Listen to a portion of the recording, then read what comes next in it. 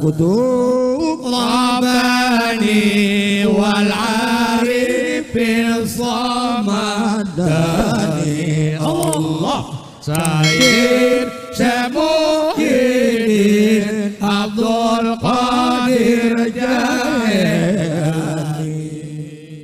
Aya kiai nu dibere ku Gusti Allah kaleuwihan tamah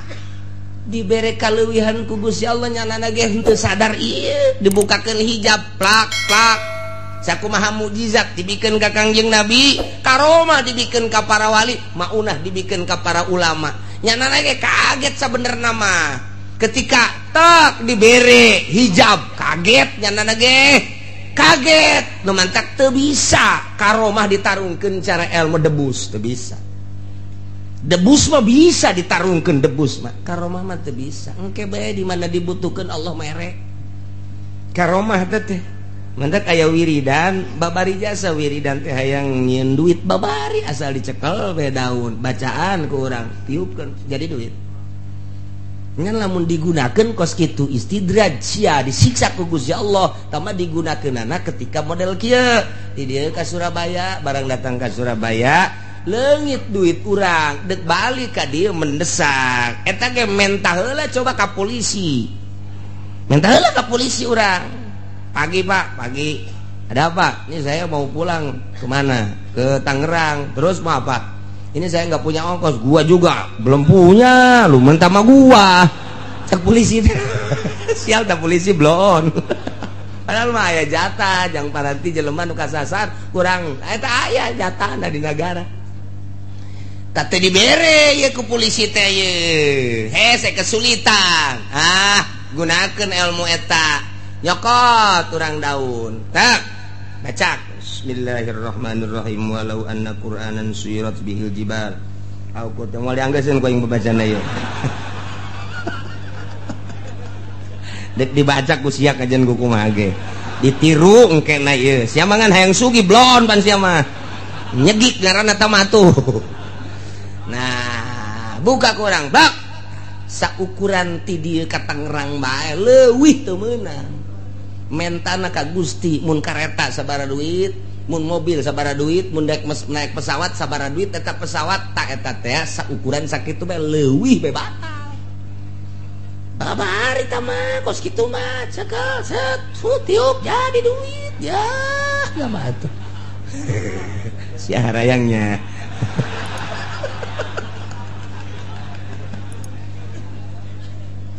wah Ki Hairun baheula nyokot doang kos kitu tiup jadi duit naik kareta ka dieu tah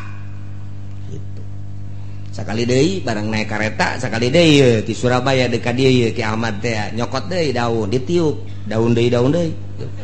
kan teu daek jadi cekeuna teh ieu nyada ge sarua aya magolna magol itu dipicieun bae ku nya geus lah kumaha engke bae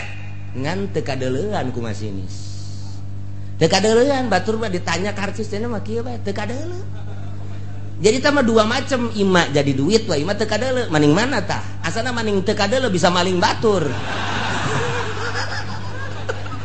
emang siapa pikiran kitu wae jeung nu mah teu dibayar ge ku Gusti Allah jadi duit hayang loba teu kadeuleu hendak maling beres jasa wah bener lah mantap teu dibere-bere. Nailah wa indahu mafatihul gaib nu boga kunci gaib mah nu maha gaib Allah subhanahu wa ta'ala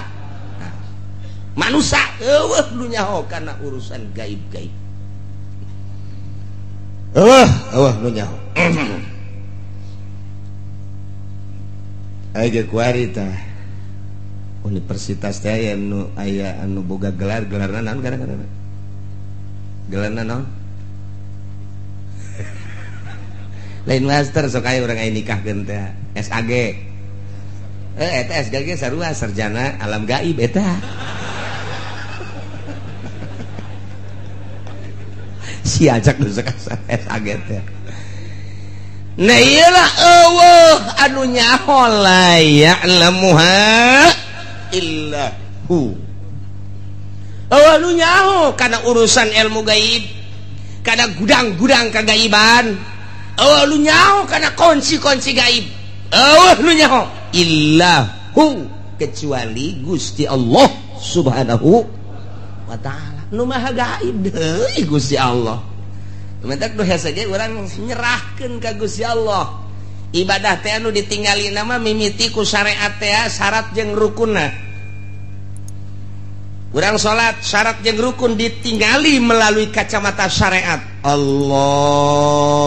akbar make kacamata syariat. Hiji ngangkat leungeunna, luruskeun hadwaman kibe ka dieu tek atau datangkeun kana ka dieu tah ka tungtung ceuli Allah terserah deuk kumaha bae akur bae. Eta kacamata syariat. Bar. Delekeun mata urang ka tempat sujud sing ajeg urang nangtungna. Ketika ruku sing lempeng mun ditendenan papan eta teh ulah aya berat ka luhur ka handap ka hareup ka tukang. Lempeng kacamata syariat. Terus sami Allahu liman hamidah tumakninah nu rapih. Terus sujud. Rukun sujud lu 7 teh. Kudu napak. Tarang. Koduana 2 dampaleun. Nomor katilu 2 dengkul. Nomor katiluna ramo. Minimal nempel 2 jempol. Rukun sujud. Make kacamata agama rapih jasa. Dus diuk tahiyat iftiros terus sampai selesai kacamata syariat rapih jasa. Tambahan kurang ku adab. Make amamah, make udang-udang. Sit ka dieu. Make udang-udang, make buntut. Buntut tah dek dikakencakeun mangga, dek dikatukangkeun mangga, dek dikakatuhukeun mangga, dek dikadiekeun ngeteunna. Salah. Ulah masih dikeun buntut kos gitu. Pek deku kumaha ge nya make irtida tambahan ka dieu lamun tawaf ittiba ngaranna lamun salat irtida sunah ka dieu udang-udang make kemudian irtida na make tambahan hiji deui nurutan ahli sufi tiungkeun hareudang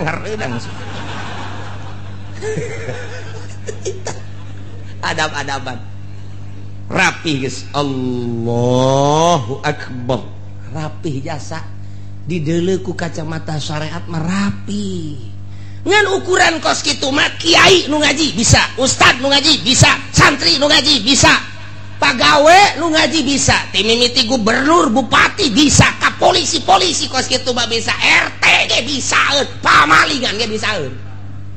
Salat mun sakadar sakitu bisa, hayang make jubah aya tokona, hayang make sorban aya tokona. Teu kudu di Tangerang, di mingguan ge ngahutang bisa. Aya tah mah hayang kos kikituan mah. Rapih jasa jana ngaji. Deuleu ku urang make kacamata toriko, batin. Dideuleu ku urang coba. Kadeuleu ieu. Lantaran nuria bakal kadeuleu ku nuria deui, melayari pur ria ilal murai. Moal nyaho kana ria kecuali nu sok ria. Urang nyaho katatang jelema teh ieu jelema ria pan sia nyaho aing baheula kos kitu teh ria teh aing teh ieu teh jelema mabok ka jeung mana aing keur ieu mabok kos kitu eta jelema ku tetang-teteng di hareupeun pabrik ngajago eta jajawaraan ka jeung kok nyaho aing baheula kedek gelut teh eta masinekeun epa eta nyaho tah geus nu ria nu sok ria ka nu ria nyahoeun. Nah, lu ikhlas ge, lu sok ikhlas kan ikhlas bakal nyahueun jasa. Ketika salat Allahu akbar dilirik urang geus bisa ikhlas ta budak. Kula baheula kula ieu mah ieu keur carita ieu keur zaman almarhum aya keneh. Eta kula ngobrol jeung Abah. Si itu tundu di belah juru ikhlas salatna. Kula ngahuleng kok nyahueun ka ikhlas. Henteu, kula teu ngajawab. Geus bae terus balik tarawih teh bareng tadi. Meunang meureun 3 poe ngomong deui. Si eta mah teh cenah tarawihna bagus ikhlas. Iku mah nganyahokeun ikhlasna. Ya hese. Urang ditatanya beusi dicarekan, Pak. Ngan dina HTP pan Abah nyahoeun kanu ikhlas. Teu kaharti ah. geus teu kaharti bae geus teu kaharti geus rada kebal dia udah geus puluhan tah ngomong deui bae lain nu eta dituduhkeun tuh nu eta tah si eta ikhlas tah bagus ya salat tah ikhlas beuki puyeng bae jauhan kanu ikhlas mah hese nyaho kanu ikhlas mah eta mah urusan batin geus bae teu nanyakeun datang ka kadieuna ge teu nanyakeun bae ngan barang deuk bae dibaca ku urang di kitab oh atuh aya tanda-tanda nu pernah kunyana dilakonan teh eta ku almarhum aya di itu aing ge kos kitu teh ikhlas aing ge kos kitu teh khusyuk nyaho kanu husu jeung kanu henteu teh lantaran geus pernah ngarasakeun husu kos kitu aing pernah husu tah itu ge aya sifat-sifat anu persamaan aing teh kos kitu husu itu ge husu jelema suserian sorangan we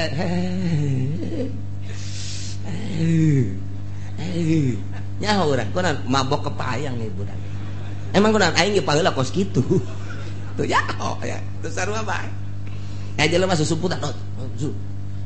pamalingan ya budak emang kudu aing baheula maling tah pas gitu moal nyaho kanu ria kecuali nu sok ria moal nyaho kanu ujub kecuali nu sok ujub moal nyaho kanu ikhlas kecuali nu sok ikhlas moal nyaho kanu khusyuk kecuali nu khusyuk nu mantak layaripul wali ilang wali moal anu nyaho ka wali kecuali wali deui nyaho kajen lirikanana oh wali naon aya tanda-tanda persamaan diri aing kos kitu teh diangkat jadi wali itu ge aya aing teh baheula salat ngeunaheun jasa kos kitu tingkah aing salat khusyuk aya di isi itu khusyuk teh budak henteu bisa dibuat-buat kajen teuing urang dirapih-rapih ge Allah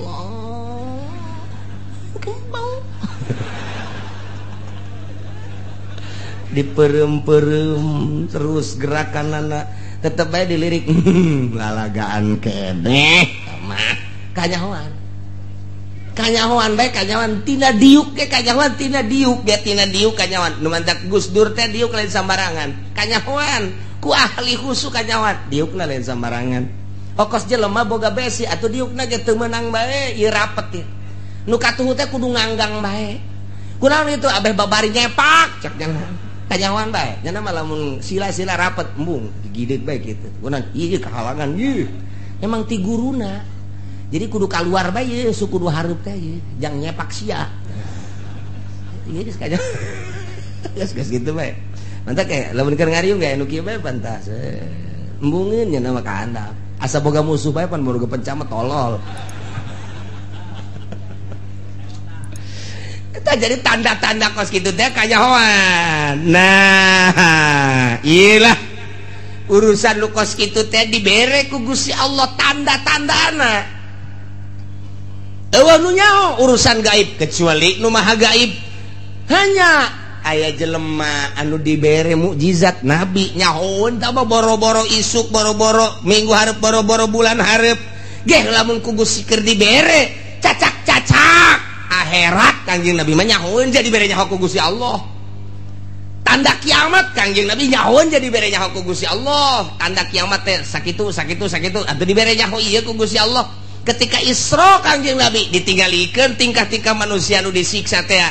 anu buukna anu letahna anu beteungna dayut anu bobogaana gede dan lain sebagainya eta teh dibejakeun gaib cuman ditinggalikeun ka Kangjeng Nabi jang caritakeun ka umatna urang nyaho nu gaib ti Gusti Allah nu maha gaib melalui Kangjeng Nabi Muhammad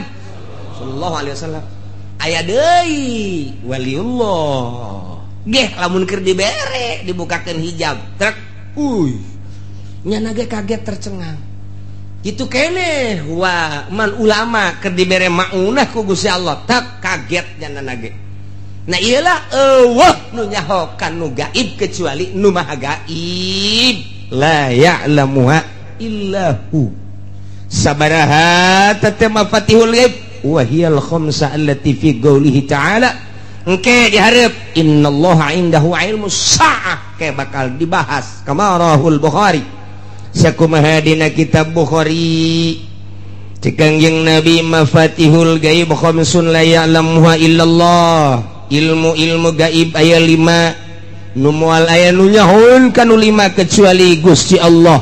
hiji la ya'lamu ahadun mayakunu fi godin illallah moal nyahun hiji jelema isukan bakal kumaha eueuh nu nyaho isuk bakal kumaha kecuali Gusti Allah. Urang teu nyaho isuk buah hirup buah henteu isuk teu nyaho pagawean teh naon nu bakal dipigawe ku urang isukan teu nyaho hanya kebiasaan pajar kebiasaan eta bakal dilakukan isuk teu sabenerna mah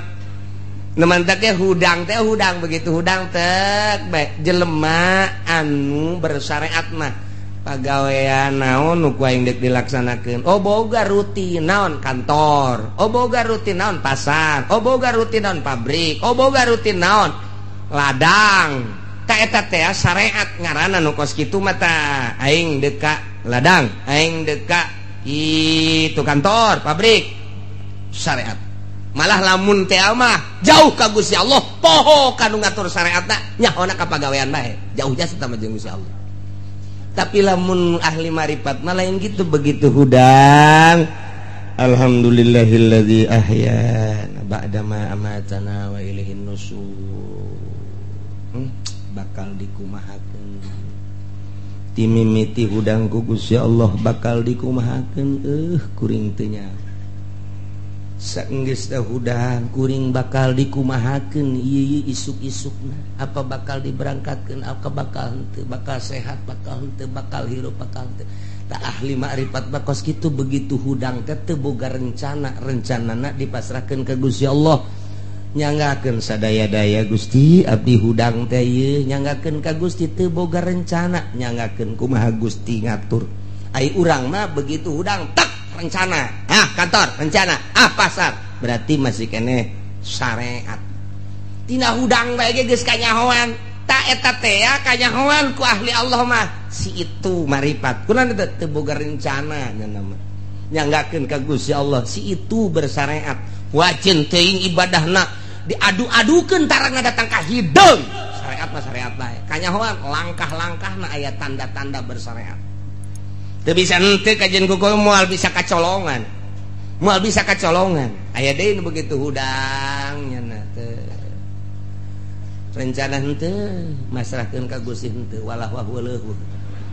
lu beuh jauh ti Gusti mah bersyariat henteu bertorekat henteu ieu mah kos kieu mah kudu dibawa ka grogol.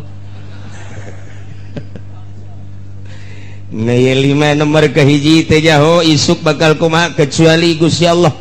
Nomor kedua wala ya'lamu ahadun mayakul fil arham illallah. Nu nyaho naon nu aya di jero rahim awewe. Bakalna jadi anak apa henteu ketika jadi teh lalaki apa awewe ketika jadi hirup apa henteu. Kemudian kadituna eueuh nu nyaho tanu di jero rahim kecuali nu gaib Allah Subhanahu wa taala. Nomor katiluna wala ta'lamu nafsum madza taksibu goda nu nyaho naon nu bakal dipigawe isukan. Nomor kaopatna wala tadri nafsum bi ayyi ardin tamut nu nyaho di tanah mana urang bakal paeh apakah di kampung urang apa urang keur nyaba ka Lampung apa keur ka Surabaya apa urang keur ka Mekah keur ka Madinah teu nyaho urang teh bakal di tanah mana urang bakal paeh padahal geus diteundeun tandana ku Gusti Allah di bujal urang teh eta teh ceuk ahli hikmat hukama profesor Islam eta teh di dinya teh aya taneuhan eta mah dipiceunaan ge aya deui dipiceunaan aya deui tanda eta teh taneuh kuburan urang nah cenah mah dipiceunaan bae ulah paeh bae paeh bae tah bang kayak gitu deui ku malaikat aya deui jadi ku malaikat tuh blok dipiceunaan nyokot deui malaikat tendeunkeun deui ka dinya kitu bae terus kalimana wala yadri ahadun mata yaji'u bil matar eueuh nu nyaho iraha ieu turun hujan teh nyaho sakitu guludug sing jelegerna malam kedua peuting ka tukang wah sana hujan gede hujan gede subuh-subuh centrang deui kurang menggeus kasieunnan ngadengekeun guludug teh kilat gede jasa di deuleu keluar pohara amat nyapoek nyakilat wah asana gede jasa hujan subuh kabeurangkeun panas guludug di mana ka mana eta nu tadi nu nyaho kajen kumaha ge aya urang keur tenang-tenang we ngobrol panas datang bebret hujan gede je atuh teu kanyahoan kamari nu nyarang loba jasa hujan bae nu hajat ti kaler ti kidul ti wetan ti kulon wow dukun mamana geus didatangkeun ka dinya supaya ulah hujan cak Allah hujan bae ku aing di hujanan aya jelema nu nahan-nahan datang ka botol di ayun-ayun botol ayun ku sia cak Gusti Allah hujan bae aing mah cenah ieu mah botol mah geus teu katahan ku halu wah tuh halu teangan ku sia halu ayun-ayun ku sia halu buat cenah ieu mah sempak ka luhur kentengkeun bila perlu dagangkeun ku sia di luhur kenteng hujan bae cak Gusti Allah geus sempak sagala di kaluhurkeun wah geus macem-macem asal anu hajat mah geus sempak ambal aya di luhur kenteng tolong jasa Masya Allah, Masya Allah, Masya Allah. Tetap hujan bae cak Gusti dek dihujankeun bae. Oh nu nyaho ya Allah ya karim. La ya'lamu illa hu. Wa ya'lamu ma fil barri jeung Gusti Allah anu maha uningakan naon nu bakal terjadi di daratan. Nu bakal terjadi di tegalan, nu bakal terjadi di padang pasir, nu pada bakal terjadi di gurun. Aya sabaraha jumlah makhluk nu aya di luhur bumi ti mimiti hewan nu berakal anu berpikiran manusia ngaranna sa Indonesia nu sabaraha jumlahna secara nasional nu berKTP nu teu berKTP na teu kahitung secara sadunia berbagai negara 5 benua Asia, benua Amerika, benua Afrika, benua Eropa, benua nah Australia tak ieu teh aya sabaraha kabeh Allah nyahoun aya sabaraha gajah di luhur daratan Allah nyahoun aya sabaraha kuda Allah nyahoun aya sabaraha kitu embe domba kabeh uncal orai kasirem-sirem katu-batu mah Allah nyahoun eueuh nu teu dikanyahokeun ku Gusti Allah jada damelanana nu eta kurang-kurang yakin ka Gusti Allah ieu ayat ieu tancepkeun ka jero hate pelakeun kubur di jero hate boro-boro aing kumalandang tatangga aing nyahoeun pamajikan aing nyahoeun tumak nu teu kanyahoeun ku sasa Allah mah nyahoeun sirem nyahoeun Allah mah wa ya'lamu ma fil barri jeung deui di samping nyahoeun Gusti Allah sabaraha nu sehat sabaraha anu gering nyahoeun Gusti Allah sabaraha nu deuk ditambahan panjangkeun umurna datang ka ajalna deuk sabaraha nu dipaehan Allah nyahoeun jasa sabaraha anu ngalahir poe ieu jeung sabaraha anu kitu paeh nyahoeun wa ya'lamu ma fil barri luhureun daratan-daratan luhureun bumi Allah nyahoeun kabeh mantap urang boga kayakinan ieu jadi wali boga kayakinan ieu Allah mah nyahoeun asal nyahoeun mah isin urang ka Allah isin amat ya aing dikanyahokeun ku Gusti Allah urang keur nonton TV bae hiji aing kanyahoan ku Gusti Allah ieu aing keur nonton TV isin ya picen TV ganti nu gede isin urang ka Gusti Allah teu kudu loba lemah di kamar ge Allah nyahoeun beuh ieu aing lamun maksiat di jero kamar isin amat ka Gusti Allah nu mantak terus adab waliullah mah lain bae di nu loba jelema di jero kamar ge make adab-adaban bae mantap waliullah mah cangkilang deuk mandi bae deuk mandi mun aya talasna make talas di dieu atawa make samping teu kadeuleuh ku manusia tapi Allah mah neuleuh nyahoeun lamun eueuh diuk ulah kena kadeuleuhan diuk nu rapi dijebur gegera Allah nyahoeun jasa batur teh nyahoeun Allah urang mah lain guriwal wih siapa gede amat tuh ya belaan budak ngadu nu kos kitu oh ka Gusti Allah Masya Allah wa ya'lamu ma fil barri Gusti wa ya'lamu ma fil bahr jeung Gusti Allah nyahoeun nu aya di jero laut al-qura allati 'alal anhar kampung-kampung anu dikelilingi ku bangawan-bangawan kampung-kampung pulau-pulau Allah nyahoeun di samping daratan lega nagara oge pulau-pulau anu dikelilingi ku bangawan-bangawan dikelilingi ku cai-cai laut timimiti pulau nu gede urang ge pulau Jawa nah pulau Sumatera pulau lantaran orang mater berkeping-keping ieu teh mantak disebut ge pulau Sumatera pulau Kalimantan pulau eta keur geledek. Nah nu laletikna aya pulau Untung Jawa aya pulau Putri laletik kebelah dituna eta termasuk gede aya pulau tah eta ge kapan baheula mah jadi pulau tanu ku urang di zarahan teh tadi kulon teh pulau Cangkir mah disebut ge pulau kuari mah geus jadi pulau lantaran ngahiji cekolot baheula karuhun urang asal pulau Cangkir geus ngahiji geus rusak negara geus bukti jasa jaker kula letik maka dita teh naik gete ngomong baheula teh ieu mah bakal ngahiji mah nyong ngahiji engke mah ngahiji sorangan ku ari masyaallah geus cenah teh mah geus asal geus ngahiji bae geus tanda-tanda eta geus bisa disebutkeun kos kitu di samping daratan-daratan pulau-pulau jero laut nyahueun Gusti Allah luasna laut nyahueun jerona laut nyahueun eusi laut nyahueun aya kakap sabaraha di jero laut nyahueun jasa aya cumi sabaraha miliar di jero laut aya teri geus teu kahitung sabaraha Allah mah nyahueun ieu kari mata katulah sieun henteu sieun wali mah di mana geja ku Gusti Allah nyahueun dikajawakeun ku Gusti Allah berarti diurus ku Gusti Allah sieun amat urang hudang ti peuting biasana kan sieun komo aya nu paeh anyar dek tahajudan dia tahajud bener mencan kalau wudu gerebek ih naon teh suga gerebegan deh lain naon beres ngala wuduna bari muringkak ke bulu salat Allah gerebek terjadi tak encan datang kabar encan sholli Allah berbalik ji naonnya inget ulah bae nu keur tadi pae aju bae diuk ngana eta ai salat mah sieun ai diuk mah henteu coba ke kanu borangan ge les sia kos mungkul ngaku sia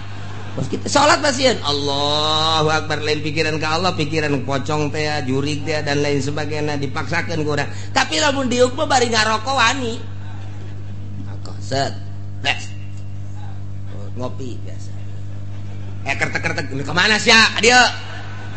atuh salat bae atuh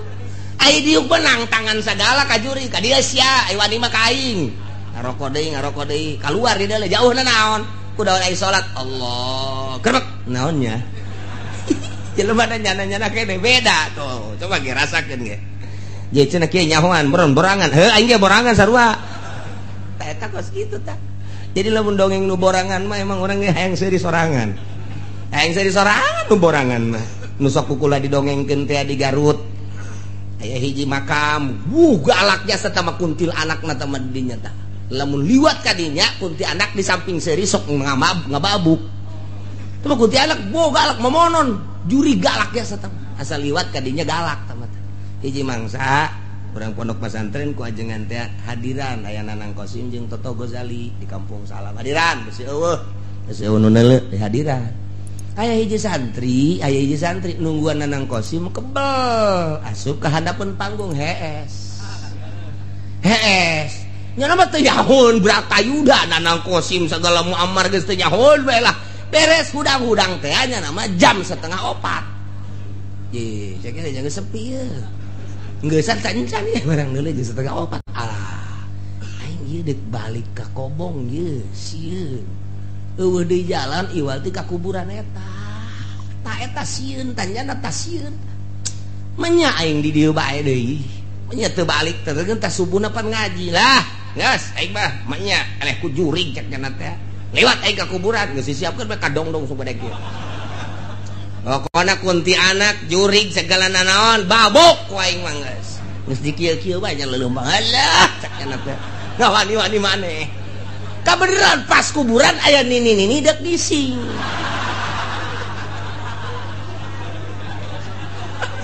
lakur jasa atuh pada ini mah ruag reuwig bukna ge ruag reuwig aju sampingan dikadiekeun doang pan kabeneran aju nyana sok mamawa sapu pan kieu kadal aku santri iya kuntilanak di babuk wae nyaknya nanti atuh nini ka jalan dek nyebrang ti kuburan ke arah kuburan teh eta santri liwat joger wae jeung tangkal kadongdong lah burak lumpatnya nah datang ka kobong harenggosan si harenggosan mah cek babaturana mangi kuntilanak aing babuk wae leh beres geus teu kapiheulaan aing ku kuntilanak keur kieu mah cek nanti aman itu kebal salat subuh beres salat subuh ngaji isuk-isuk aya nini nu dipanggul-panggul dek dibawa ke rumah sakit nyana keur aya di sisi jalan jeung babaturanna kabeh ditanya ku santri mang ieu sa nini cek cenah teh cek bakal mana ka rumah sakit kunaon gitu di babuk jurig puguh keur badan jadi nini ge ku jada pajar di babuk jurig cak santri aing juriga tama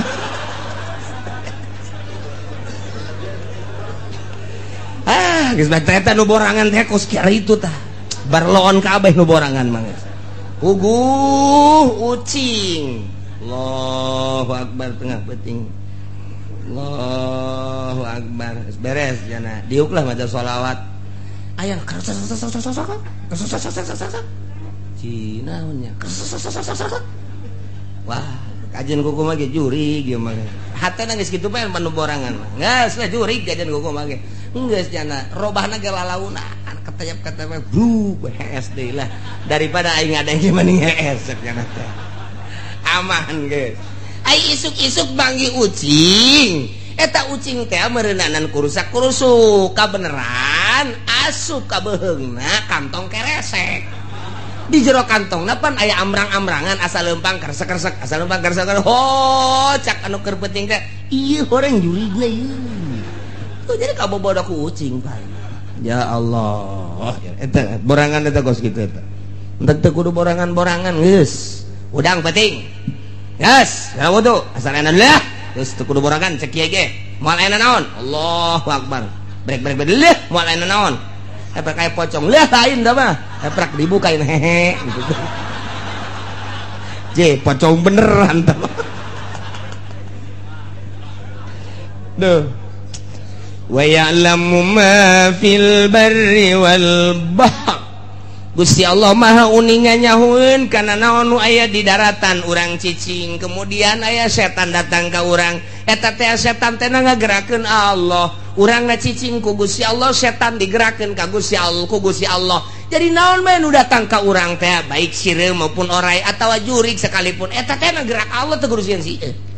mata kahli Allah mah teu kudu sieun begitu datang orang keur cicing ibadahat aya setan aing makhluk Allah sia makhluk Allah ngan kebenaran aing mah jelema sia mah setan nek naon sia ha nek naon sia ha tuh mah lamun digalakan setan sieun lamun urang sieun setan seuri ha sieun ka aing dilalaga deui sia ku aing mantap geus urang lamun salat dipenting siapkeun golok yang naon cek pamajang setan pencit ku aing si setan oh setan sia cek pamajikan sok ajukos kitu ka haji mah lah wa ya'lamu ma fil barri wal bahri nyahoeun Allah sabaraha makhluk nu aya di daratan sabaraha jumlahna berbagai makhluk nyahoeun kabeh yakinkeun ieu Quran nyahoeun nu aya di beunang kitu ngaranna laut sabaraha jerona laut luasna laut sida laut kateri-teri sabaraha miliar triliun nyahoeun kabeh Masya Allah nu teu dikanyahokeun ku Gusti Allah 2 katilu wa ma tasqutu min waraqatin illa ya'lamuha tepati-pati ragag hiji daun kecuali Allah nyahoeun kana daun eta daun naon nu endek ragag sanggeusna manehanana ragag eta teh diragagkeun ge ku Gusti Allah ka mana bakal ragagna eta teh Allah nyahueun janang Allah ngaragagkeun sanggeusna ragag sabaraha daun nu ragag dina eta tangkal Allah nyahueun sesa daun anu nempel keneh Allah nyahueun ya Allah ya Rabbi deuk kurang kumaha kayakinan ka Gusti Allah deuk kurang kumaha tah nu mantak teh tancapkeun pelahkeun kanyaho Allah di jero dada urang bukakeun hate ilmu Allah asupkeun ke jero jantung ke jero golbot tak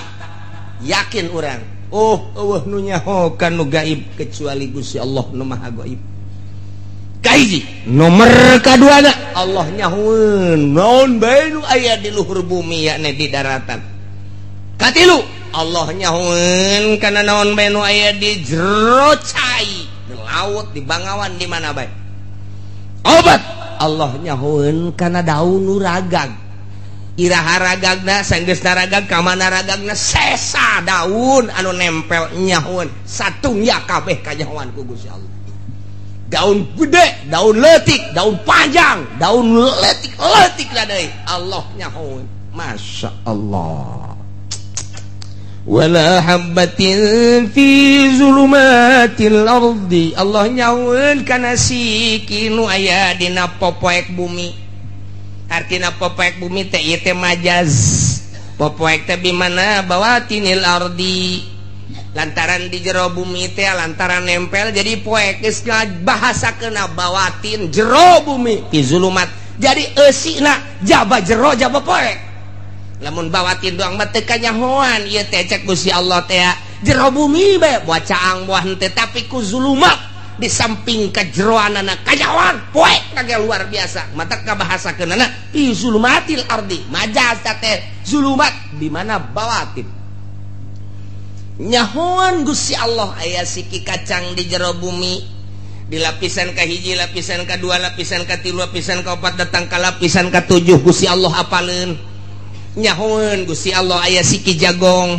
anu nempel di luhur anu nonggerak di luhur ka bawah kacai ke jero ka bawah ka terus ka jero teh katela terus lapisan kahiji kadua katilu kaopat kalima ka genep katujuh Allah nyahoeun sabaraha siki nu aya di jeroan nyahoeun eueuh hiji siki nu teh kanyahokeun ku Gusti Allah naon bae nu aya di jero bumi ieu hasil-hasil bumi potensi-potensi bumi aya minyak di jero bumi urang Allah nyahoeun aya logam di jero bumi urang teh logam perak logam emas logam besi perunggu dan lain sebagainya nyahoeun Gusti Allah teh naon bae nu aya dina popoek tadeuh siki leutik ke kanyahoan komo nu gede mah wala batin hiji siki bae kudu kanyahoan komo sagala rupa eueuh teu dikanyahokeun nu mantak lamun urang geus bae ieu mah ilmu Allah nempel di awak urang geus moal bisa ka mana lantaran asa dikanyahokeun bae ku Gusti Allah kicep urang dikanyahokeun denge urang dikanyahokeun tah ye irung urang napas urang ieu teh kapan ieu teh oksigen ieu teh hawa ngaranna urang teh didamel ku Gusti Allah tina 4 unsur hiji unsur ardu 2 unsur ma'u 3 unsur nar 4 unsur hawa 4 urang teh nu mantak dirinya lamun kakurangan pangan paeh lantaran unsur bumi berarti eueuh cai paeh jelema mun bener total eueuh cai lantaran di awak urang ngabutuhkeun cai unsur banyu unsur cai awak urang di dieuna katilu matahari matahari paeh sinar lantaran di dalam urang tina unsur nar nomor kaopat unsur hawa hawa urang disekep di jero taneuh hawa paeh urang eta teh keur carita urusan kebiasaan cabalah di luar kebiasaan mah Allah maha segala-galana jelema di jero cai teu paeh jelema di jero taneuh teu paeh kumaha Allah bae seuneu biasana di mana meuleum paeh dibuktikeun ku Kangjeng Nabi Ibrahim kerek di jero seuneu malah mah tatangkalan darara di jero seuneu maha suci Allah tah mah urusanna urusan adat jabalah adat api ketika ku Gusti Allah dikhwarikeun mah dibedah adat atuh nu Gusti cak Gusti Allah kuni barda wa salaman ala Ibrahim hai sana ya naru hai sana kuni barda sing tiis maneh ala Ibrahim ka Ibrahim awas ya datang ka haneut bage bahaya sia sana boro-boro meuleum haneut teh teu meunang seuneu datang ka dinya ngalenta-belenta atuh biasa bae malah ka asana kos Toshiba bae non Toshiba AC ti sengaja datang ka kerek di jero seuneu apel jadi anggur jadi, jeruk jadi, Masya Allah ngarundai-rundai ka Kangjeng Nabi Ibrahim. Urusan Gusti tam. Nah iyalah, jadi Allah teh apaleun wa ma tasqutu min waraqatin illa ya'lamuha wala habatin fi zulumatil barri wala rutubin. Naon bae anu baseuh wala yabisin, naon bae anu garing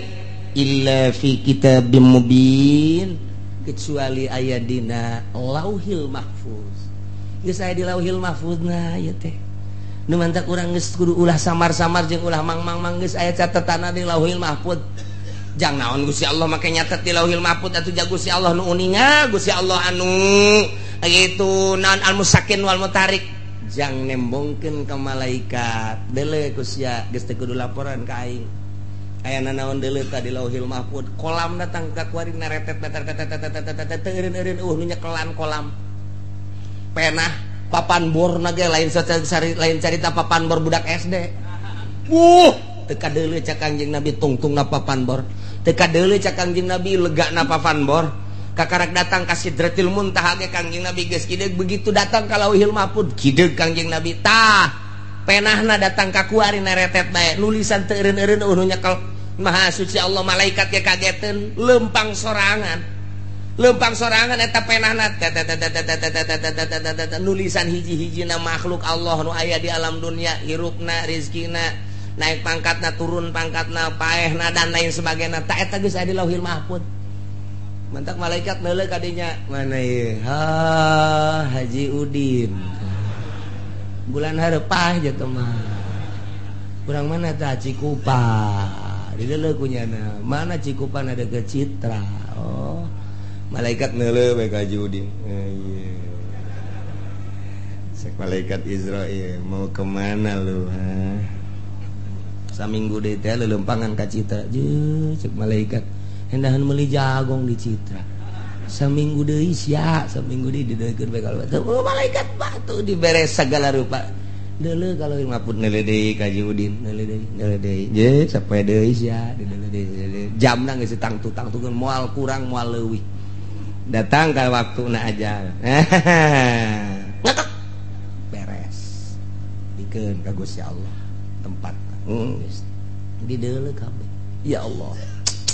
Jadi nu kaliwat kabeh ge mantak ketika aya jelema dicabut nyawa pamajikana anakna ceurik malaikat gideug nuan matak gideug kuran emang aing salah tah naon sih sakene jatuh salah kok sia careurik sih pan sia geus dibere beja ku nabi sia bahwa kullu nafsin za'iqatul maut kabeh ge bakal paeh ja urang teh hirup datang ka ajal ieu datang ka ajal kok sia make ceurik aing salah tah naon ieu di malaikat ge bingung nya careurik jatuh salah aing nya beusi dicarekan ku Gusti Allah henteu salah sia anu salah berarti tuh urang careurik atuh jadi cengcerikan ge moal hirup deui kecuali dicengcerikan hirup deui cek malaikat ya moal paeh mangan sakali doa ieu blow on sia mah kunaon ceurik cek malaikat geus sia ge bakal paeh sanu yang cerikan sia teh kabeh eueuh nu kaluar tina ilmu Allah Subhanahu wa taala. Lauhil Mahfuz geus aya ya Allah wa huwallazi yatawaffakum bilail. Gusti Allah anu nyarekeun urang, Gusti Allah anu ngagenggem roh urang, Gusti Allah anu ngaheeskeun urang. Urang teh diheeskeun teh ku Gusti Allah. Roh urang teh roh urang aya dua rupa. Roh teh aya dua. Hiji aya ruhul hayat. Nomor kedua aya ruhul tamyiz. Lamun kaluar ruhul hayat paeh. Lamun kaluar ruhul tamyiz sare ngaran. Jadi aya dua di awak urang teh sipatanana. Ketika sare ruhul tamyiz dari kaluarkeun teng ruhul hayat aya di awak urang. Engke nyana berkelayangan kapanggih nyana teh jeung Nabi ngimpi nu sarena kapanggih jeung Kangjeng Nabi. Ruhul tamyiz kapanggih jeung wali ngimpi kapanggih jeung wali. Ruhul tamyiz kapanggih jeung wali. Kapanggih jeung wali ngimpi jeung Tuan Syekh Abdul Qadir jeung berbagai-bagai Imam Syafi'i dan lain sebagainya. Kapanggih ruhul tamyiz kapanggih jeung guru-guru urang ngimpi jeung karuhun urang ngimpi kapan di asli teh ruh urang teh berkelayangan teh kapangi jeung jurig ngimpi di udag-udag jurig lantaran ruhna di udag-udag ku anjing cia di udag terus begitu anjing eureun aya kunti anak beuki wah ngejat nyalimpet cenah kagang hayang kiih nya teh aya sumur wer ngompol eta tos itu ngayalah wa huwa alladzi yatawaffakum bil-lail ruh kami dikaluarkeun ku Gusti Allah nang saha eta lamun ku Allah henteu diasupkeun deui matak cek Tuhan Syekh Abdul Qadir teh ya niaman layunam anhum hei nu sarare nu henteu diantep sare ya muridina la yuradu anhum hei nu ngabalieur nu teu pernah dibalieuran maneh sare teh diantep ku Gusti Allah maneh ngabalieur Allah mah teu ngabalieur ku maneh poho ka Gusti Allah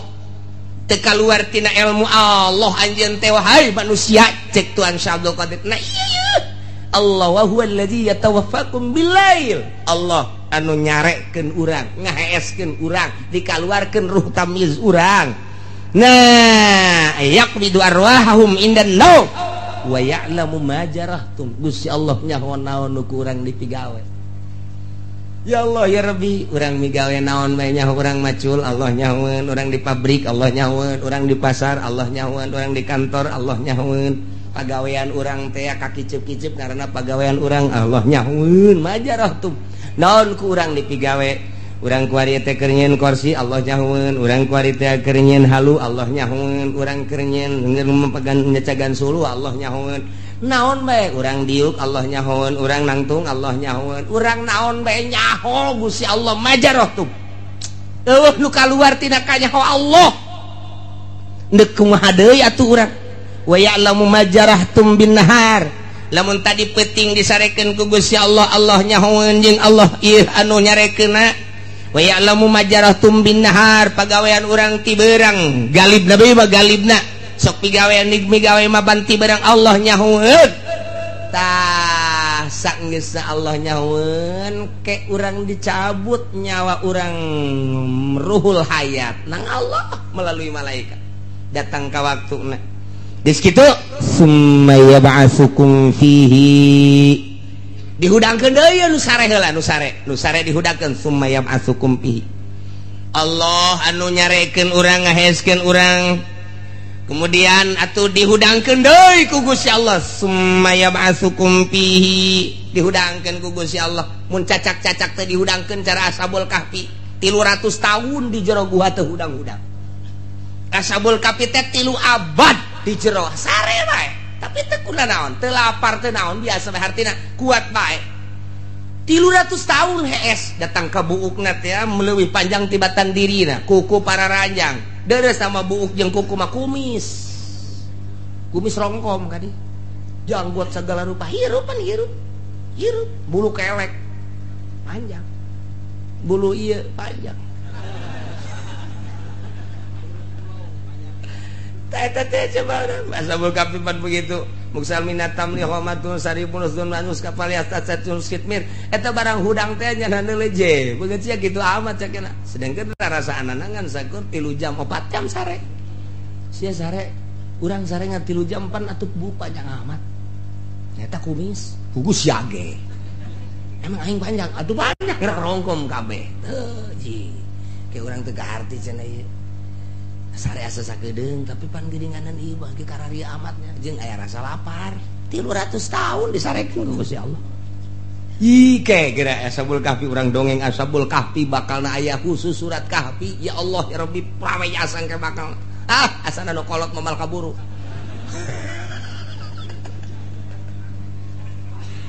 aduh cek nu kolot teh aing minta panjang umur dipenta ge pendek mah pendek bae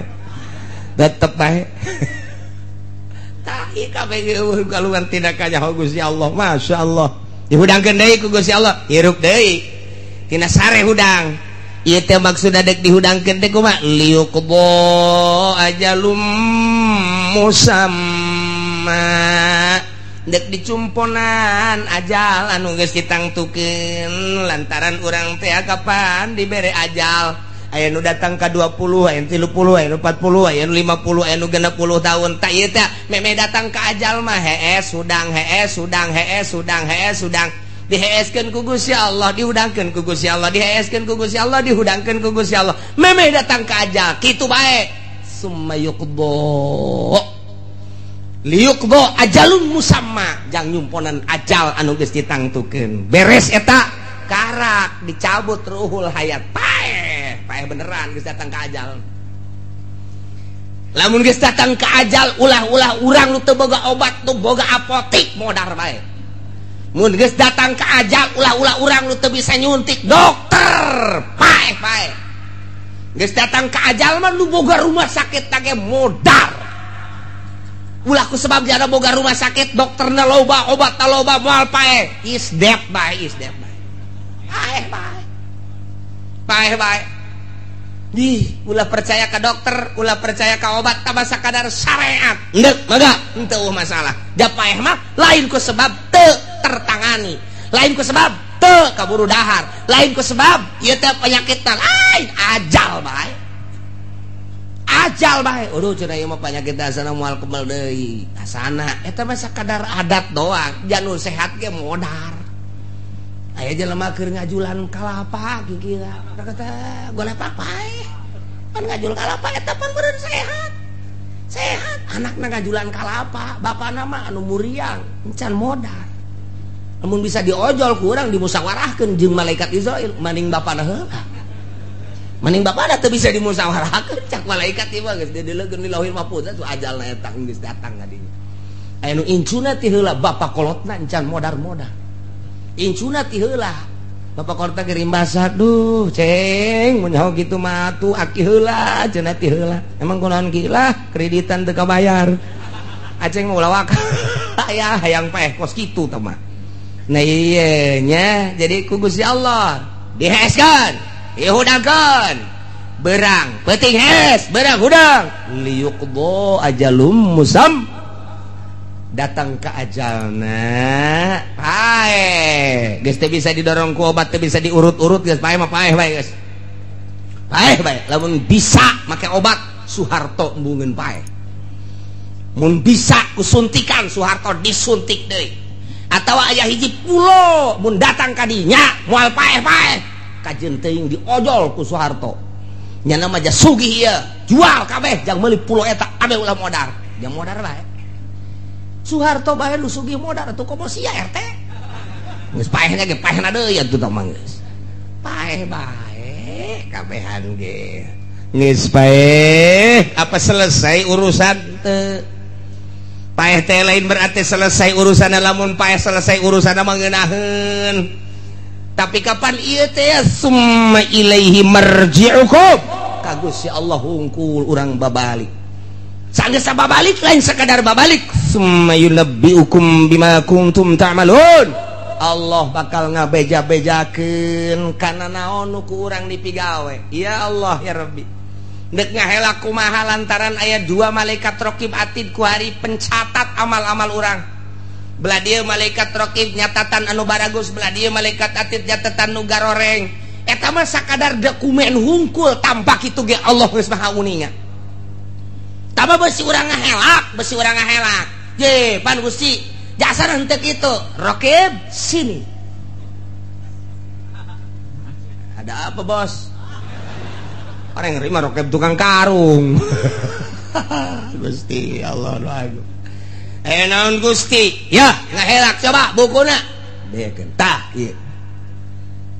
tanggal sakitu poe sakitu sia sakitu tah eta paneta tah nu atid da ieu tah poe minggu sia batur mangaraji pan sia maka puncak tah aya tah tulisan sia tah mawa jablay tah aya tah menang di Citra aya paneta tah sia deuk kahelak kumaha urang aya tulisanana Gusti Allah nu agung geus teh mah jang dokumen nah ieu ilmu Gusti Allah teh lamun ditancapkeun ku ari ka jero hate urang kicip dikanyahokeun denge dikanyahokeun lempang urang dikanyahokeun nu aya di daratan kabeh kanyahoan ku Gusti Allah nu aya di lautan kabeh kanyahoan ku Gusti Allah disarekeun ku Gusti Allah boro-boro ti penting keur ngaji ge nundutan nang Allah. Oh masalah no problem. Oh masalah eta hiji kanikmatan antepkeun. Ulah sok diganggu-ganggu. Nang Allah. Sebateu nuduk. Hiji atupan Kangjeng Nabi teh Kangjeng Nabi mantas perang santes mantas perang Kangjeng Nabi terus berangkat balik sanggeus balik kieu bae Kangjeng Nabi di onta teh atas nundutan Kangjeng Nabi nundutan ngageser ka dieu dibenerkeun ku sahabat ku Abi Hurairah dilempengkeun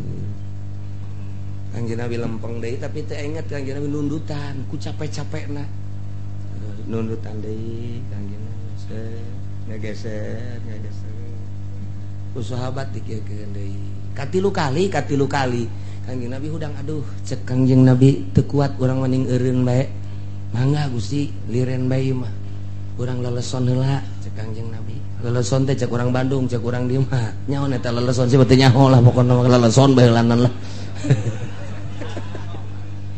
istirahat langsung ngampar Kangjeng Nabi teu lila kieu rep ngan bebeja heula wahai para sahabat lantaran ieu waktu geus jam 2:30 jam 3 ieu kana subuh saeutik deui ieu mah kieu bae salah saurang memperhatikeun beusi ke waktu subuh kula hudangkeun geus bebeja lain dirarasaan capek tas perang mangga cek sahabat teh mangga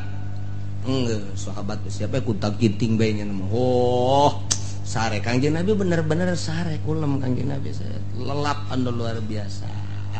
nu nungguan teh apan kudu nama gujag-gijignya na ge sarua diuk barang diuk heuai reup hes atuh ulah-ulah ku urang ku kiai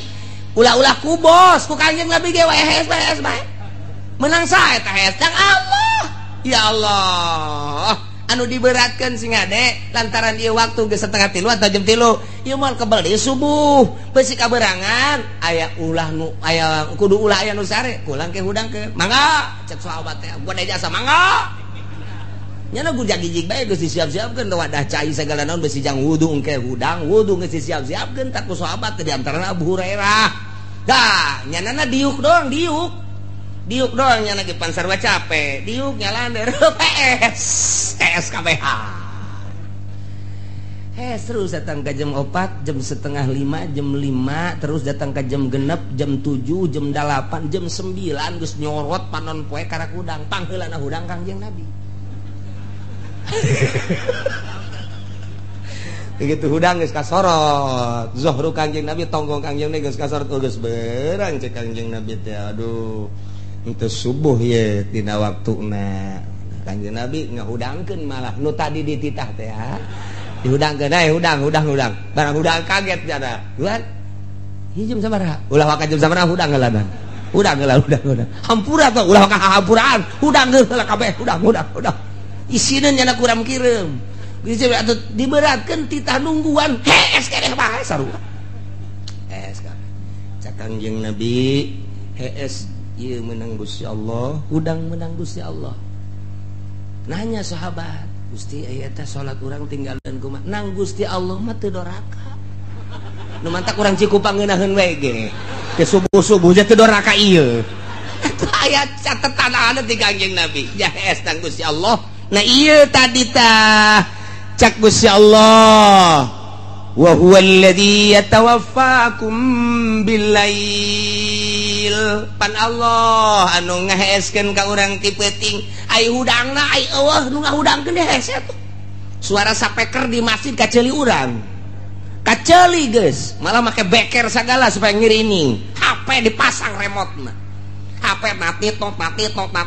beker kering nu adzan ge Allahu akbar dasar disimputan ku jurig ulah hudang cek jurig ditiupan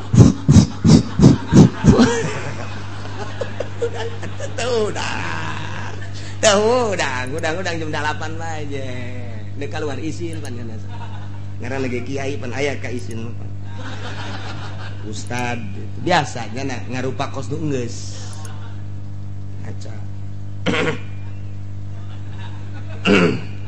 Sorban biasa dia kopi cek jangan geus salat tancan ya ieu cek majikan ya majikan bingung kaji geus salat tancan ya ieu jarang rasaan mancan itu tadi kaji emang geus salat yeuh jamaah tadi tenangnya enggak geus tenang teh kirim-kirim asalna tadi pansare teu kuat kaji batas suatu wiridan deui buak deui bahes lah pokona bos geus tenang teh ka pamajikan nyieun keyakinan ka pamajikan oh meureunnya gitu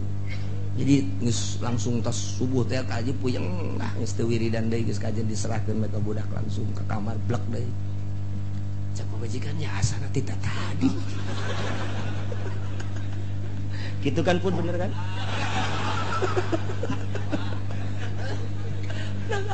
nah iya Gusti Kangjeng Rasul ya sarua waya kaberangan mah kaberangan bae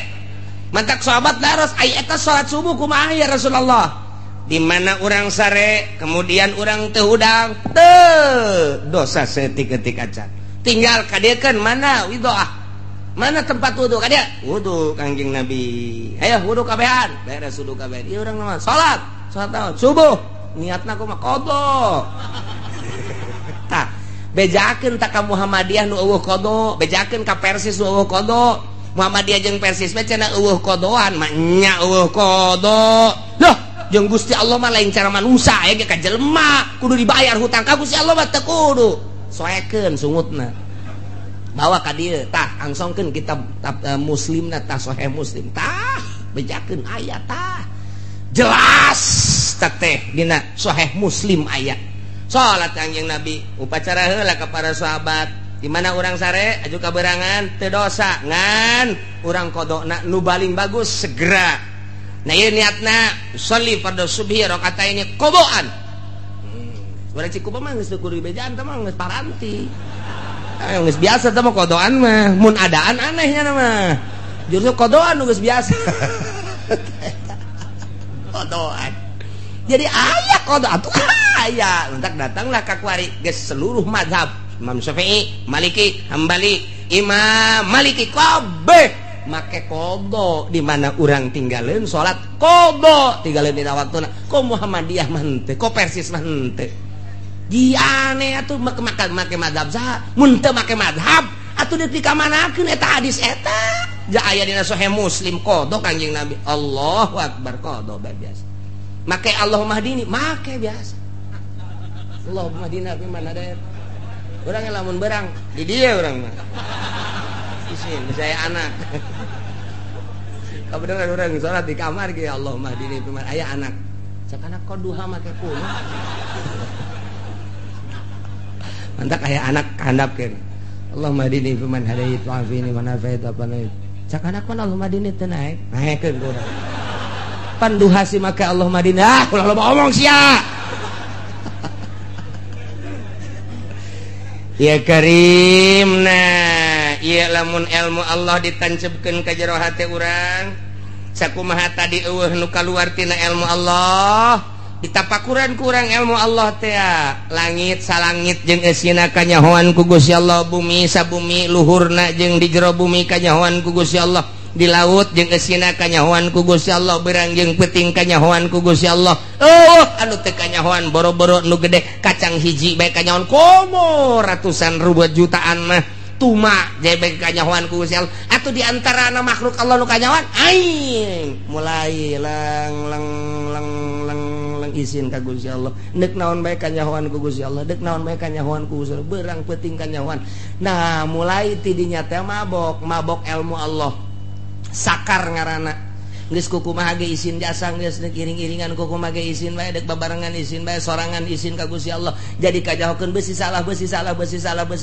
beuki mantep fana fana ngaranna dina ilmu Allah jadinya teh asa di lautan ilmu Allah urang lamun di lautan, di laut asup ka jero cai, di laut ya luhur cai, handap cai, ka mana aya cai. Urang ge ku ari mah ayana di lautan ilmu Allah, ka hareup ilmu Allah, ka tukang ilmu, ka gigir ilmu Allah, ka luhur ilmu Allah. Kabeh urang aya di lautan ilmu Allah, wali ngaranna. Nu mantak daek nonton TV so teh keur poho tina ilmu Allah. Nalika inget tapi terus bae berarti nyana teh maksiat didelekeun ku Allah bae berani. Nek kumaha coba? Nek berani, nah itu teh lamun geus berani maksiat didelekeun ku Allah. Mun poho berarti poho ka Allah goplah. Nah, dina ilmu thariqah mah goplah ka Allah teh dosa gede. Goplah teh dosa gede. Dina ilmu thariqah mah goplah ka Allah teh ieu teh dosa. Urang mah pan, urang mah ieu, urang mah ngan sakadar awak, mun mabok kabair, zina kabair, maling kabair. Goplah ka Allah mah henteu kabair lantaran urang mah makom syariat. Ketika geus aya dina makom hakikat goplah teh kabair. Masya Allah, ieu teh ayana dina naon? Dina nafsul ammaratu bisu. Di dia ayana ti handap ka luhur, nafsul ammaratu bisu latifatun napas ngaranna. Al-bukhlu, al-hirsu, al-hasad, al-jahlu, al-kibru, al-goplah, al-godob. Ta eta. Nah iyalah be kabeh lamun urang ku goplah be koalian urang turun. Ulah aya goplahan ka Gusti Allah keur nangtung, keur diuk, keur kumaha bae.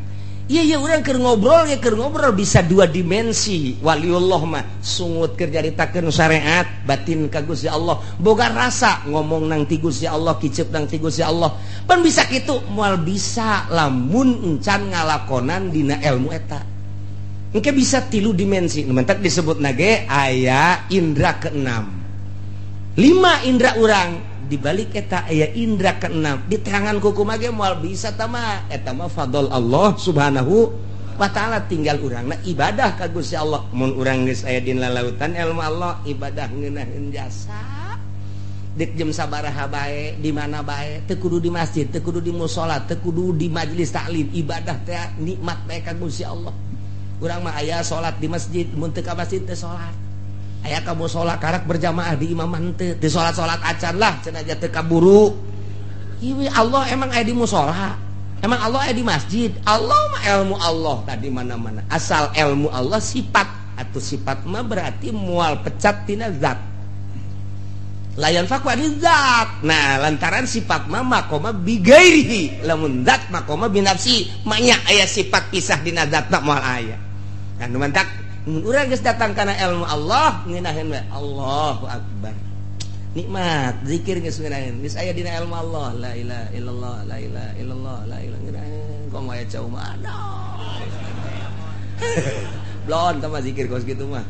Nah, dikajawakeun ku Allah, urang lamun dek ngaji henteu karena Allah isin ka Gusti Allah. Urang dek silaturahmi ngariung, urang butuh berkat deji pan Allah nyahoon mah nya dek ibadah ieu butuh berkat Allah nyahoon. Isin. Mimiti isin al haya'u minal iman. Isin naik jadi wali Allah. Cukup tina ilmu Allah jang naikeun derajat urang. Mudah-mudahan urang kabehan dibere sinar makrifat ku Gusti Allah sehingga urang mengenal ka Gusti Allah khususna tina ilmu Allah nu ieu umumna tina ilmu-ilmu Allah nu lainna tina sifat-sifat Allah nu lainna sehingga urang boga rasa deukeut ka Gusti Allah aya dina ridho Allah subhanahu wa ta'ala bi barakati ummil Quran. Al-Fatihah. Bismillahirrahmanirrahim. Alhamdulillahirabbil alamin arrahmanir rahim maliki yaumiddin. Iyyaka na'budu wa iyyaka nasta'in. Shiratal mustaqim, shiratal ladzina an'amta 'alaihim ghairil maghdubi 'alaihim